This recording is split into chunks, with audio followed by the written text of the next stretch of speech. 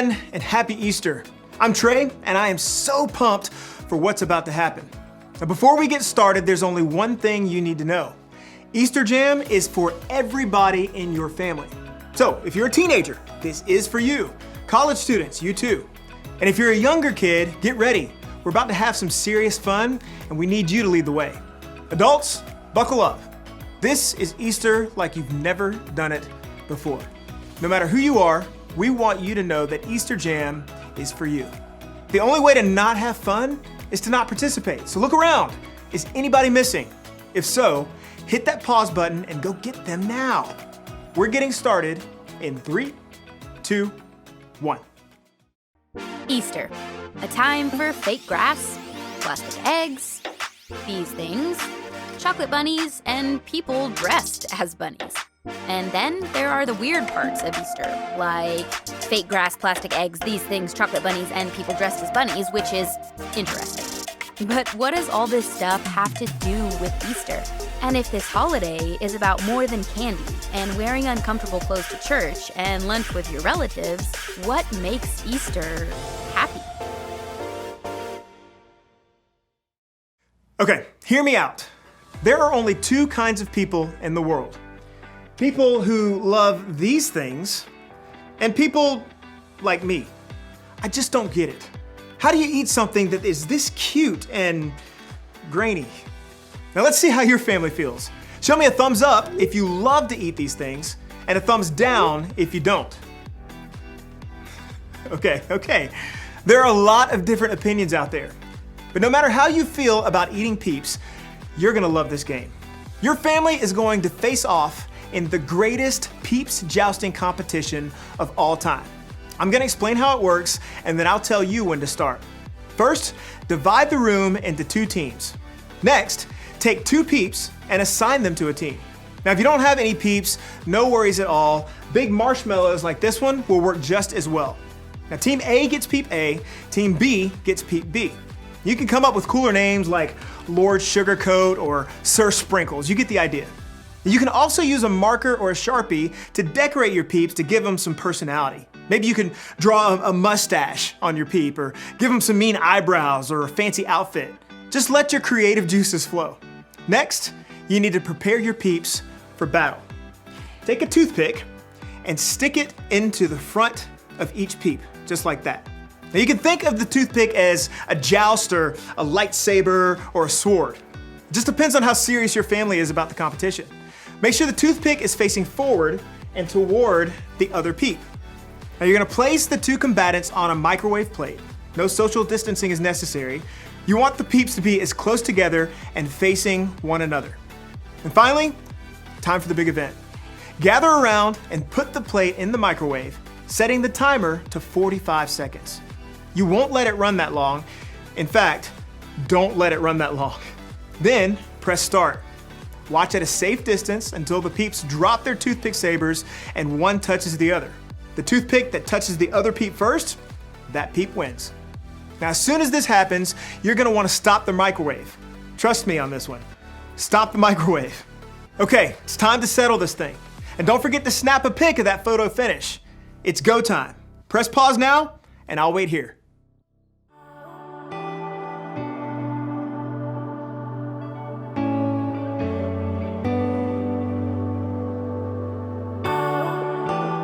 How did it go? Who won? I want pictures. You can post them with the hashtag EasterJam2020. Now, I have to admit, this was a lot more fun than I thought. And also, this happened. Jeez. All right, you ready for another game? For this one, you need a laundry basket and socks. Lots of socks. Clean or dirty, doesn't matter, as long as they have a match. Now, if you need to, go grab those things now. Press pause. I'm gonna go wash my hands, and then I'll explain the rest.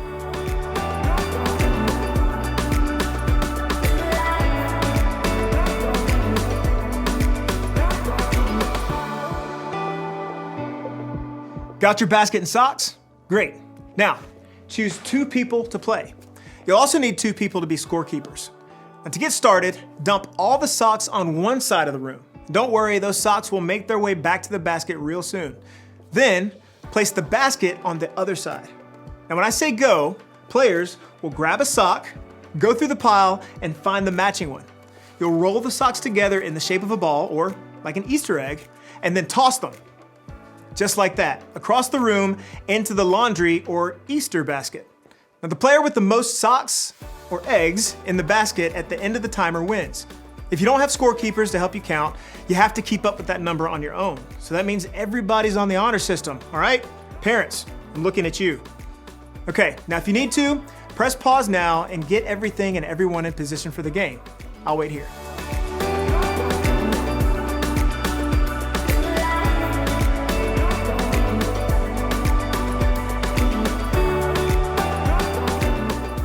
Everybody ready? Great. We're putting a countdown timer on the screen right now, and this Easter egg throwdown is happening in 3, 2, 1, go.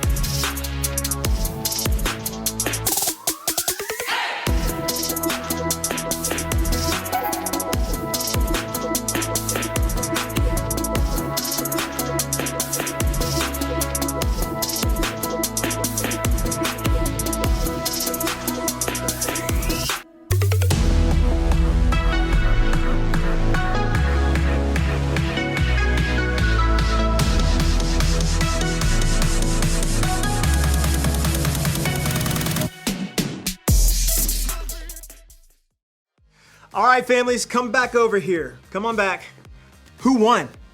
Okay, that was wild. And whoever won gets socks. Okay, just kidding. But adults, make sure whoever won the challenge gets a special treat today. Now, I hope you're having fun so far. We're celebrating because today is Easter. And if you don't know the whole story of Easter, that's okay. Today we'll talk about what makes today, maybe more than any other day, a happy day. But before we get there, I know you have a lot of family and friends who would love to hear from you. And to make that happen, you have a few options. Pause this video and pick one of the challenges on the screen to wish your peeps a happy Easter.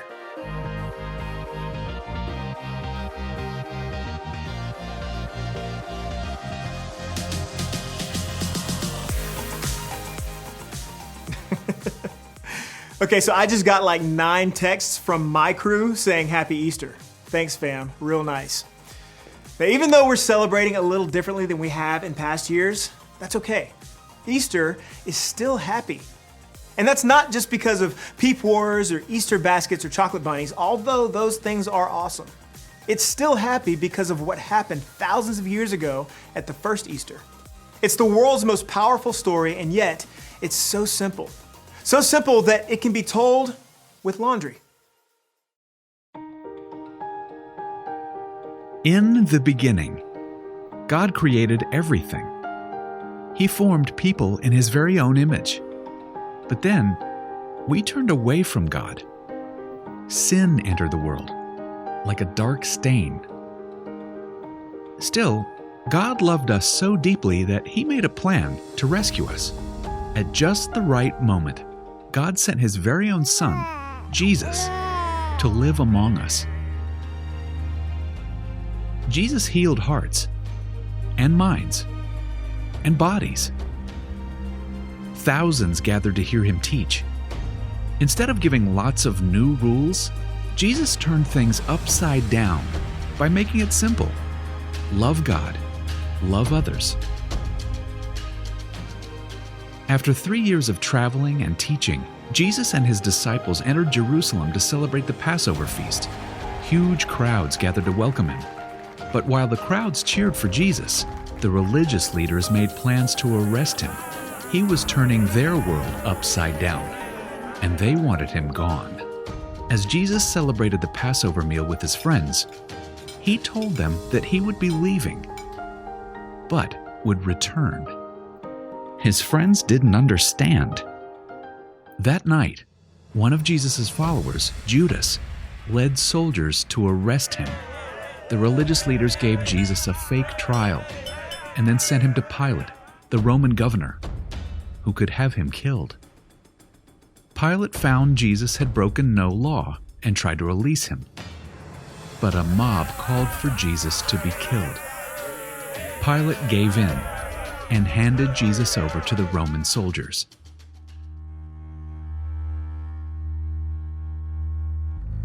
Jesus was forced to carry the heavy beams of his own wooden cross.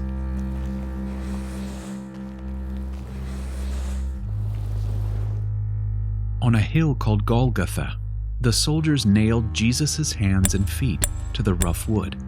The soldiers and people who passed by laughed and mocked him. But from the cross, Jesus asked God to forgive them. Finally, Jesus called out, "It is finished." Then he died. The earth shook. Rocks split open. Even the soldiers cried, "Surely he was the Son of God."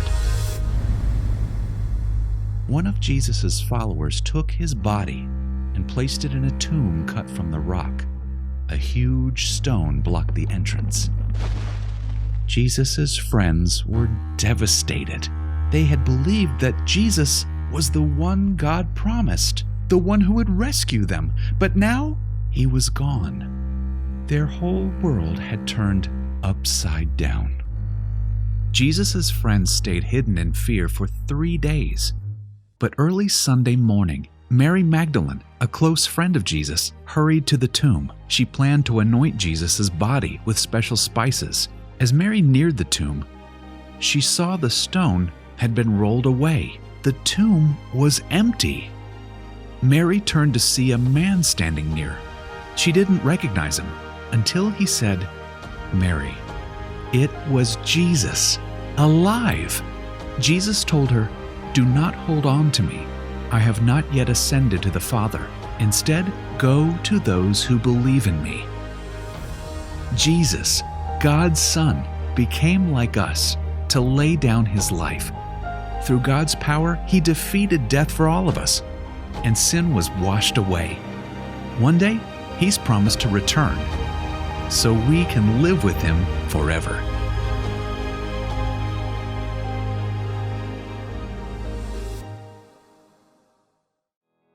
I hear that story every Easter and it always amazes me. I mean, God sent Jesus to the world to remind me that he is greater than anything that can go wrong in my world. The simple fact that Jesus came back to life is proof to me that I can face anything bad that happens. I like to think about it this way. I can because Jesus is alive. I can keep loving because Jesus is alive. I can be brave because Jesus is alive. I can have hope because Jesus is alive. Here's an idea. Take a few minutes and add to this list of things you can do because Jesus is alive. Answer this question as a family. How would you fill in the blank? I can because Jesus is alive. Pause the video while you discuss. And when you're finished, meet me back here.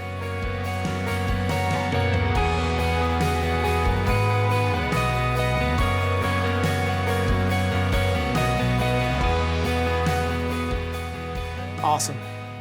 I love conversations like these because remembering what God has done in the past helps me to trust him with what's going on in my life right now. And I hope that's true for you too. And I hope you spend the rest of the day making happy memories with your family. To get you started, here's one last challenge. Now for this one, you'll need to decide who is the technology genius at your house. Maybe it's a step-parent or an aunt, or maybe an 8th grader. Either way, decide who that person is now. Got it? Awesome. Now, as soon as this video is over, I want you to go outside and take a family Easter photo. You can be dressed up or you can be in your PJs. It can be totally normal with smiling faces or silly with one of those filters that turns your face into a bunny rabbit. No matter how you do it, take a family photo and make it awesome. Then share it to social media. Remember to use the hashtag EasterJam2020 so we can see your family's Easter style. Maybe now more than ever, this is a time to celebrate and remember God's faithfulness and the hope he gives us in Jesus. After all, that's what makes Easter so happy.